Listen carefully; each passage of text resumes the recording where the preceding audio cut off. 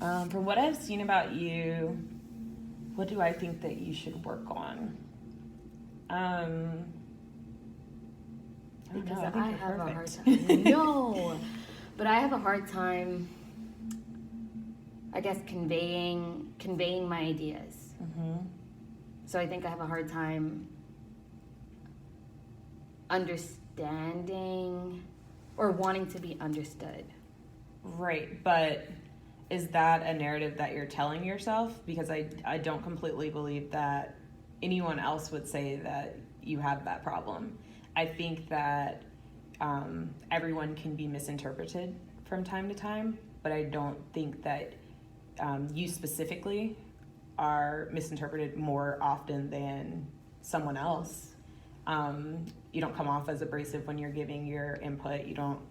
You're not aggressive. You're not these different narratives and stories that you're telling yourself. So I don't understand why you would. I think that you do a very eloquent and beautiful job of conveying your ideas.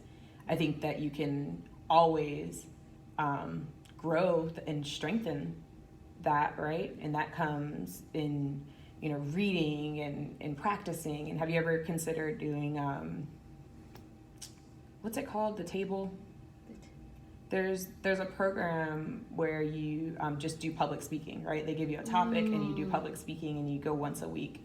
I'll have to get back to you on that Toastmasters? one. Toastmasters. Yeah. Yeah, I don't know if you've ever considered doing Toastmasters. And then with Toastmasters, you can practice conveying ideas that you don't know about, right? Right. Because they're giving you the topic and you're having to find out something new about something else. Because I think that you have mastered speaking on things that you're hyper aware of or that you've experienced. So maybe speaking on something that you don't know will help you to feel more confident in speaking on the things that you do.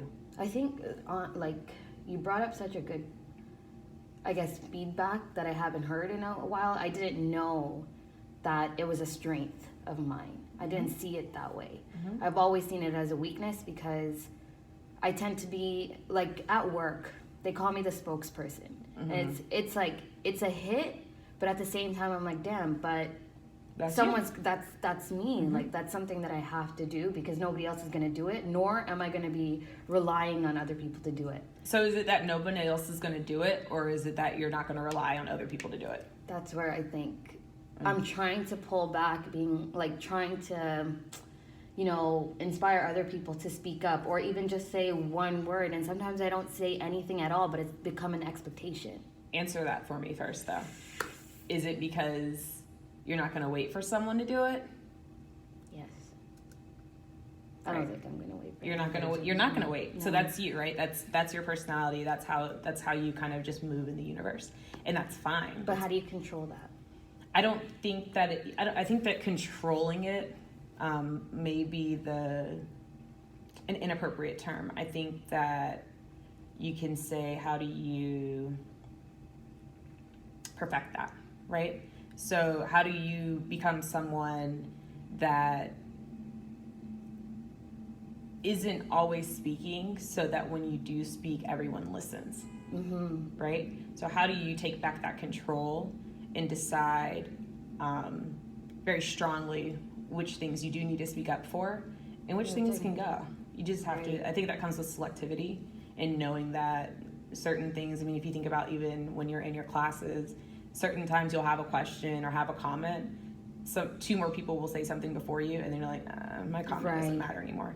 So maybe that's where you start, is letting someone else do a couple comments and then decide if your comment is still relevant, right? And of course, anything you have to say, the universe is worthy of hearing every single time. However, being more selective, so that way, like I said, when you do talk, you're heard. How do you pick your battles? That's a hard one. I think that comes from your background. I don't think that you can pick your battle. I don't think that you can choose how to pick your battles before the battle, right? Mm-hmm. I think that once you're approached with something, that similar to the 5-5-5 thing, right? It's going to matter in 5 minutes. So should you battle it? Because it's not going to matter in 5 minutes. It's not going to matter in 5 years. It's not going to matter in 5 days. Or if it is, of course, those are the ones that you do, fight for. But I don't know that you can decide that you're going to fight for something or not until you're set with it. Correct. That's just my personal view, though. Some people No, I like that moved you much did differently that than though, that. because I think like I feel like every battle is my fight, and I sometimes fight for other people too. I'm like, hey, you should be doing this, and I always say I fall in love with people's potential, but you can't want success for somebody that doesn't want success for themselves. Correct. And I say it, but when that moment comes, I'm still about it because I'm passionate about people and people's capabilities and things like that. But like it's draining. I was just going to ask, are you tired, though? It is. I am tired because I think, I don't know, I think it goes back to, you know, being a part of it, you know, a part of that process. And that comes with, you know, especially with relationships or even my family, like you want to be part of that team, but sometimes you get left out. Right. So when you start, you know, being passionate and preaching or like, you know, like showing that I care regardless of knowing what that problem is, makes me feel like I'm a part of something, even if we are fighting or even if it's a good or bad thing. But I like it is draining, and at the end of the day I still feel lonely. Yes, exactly. So you're fighting for people, you're pouring for them, and then you're forgetting about yourself. I remember the other day in class, a young lady stood up and told another young lady she should probably be concerned with herself. Do you ever wish you could take your own advice? Yeah. Sometimes, right? Me too. I'm guilty. I tell people all the time how great they are, and then inside my head, what do I tell myself? Then shithead. So that's okay. But just I think sometimes replaying what you tell other people to yourself can be helpful too. That's it. Because you're very beautiful at conveying your ideas, so start conveying some of those ideas back into yourself. I appreciate you. I appreciate you. Oh, let me stop recording.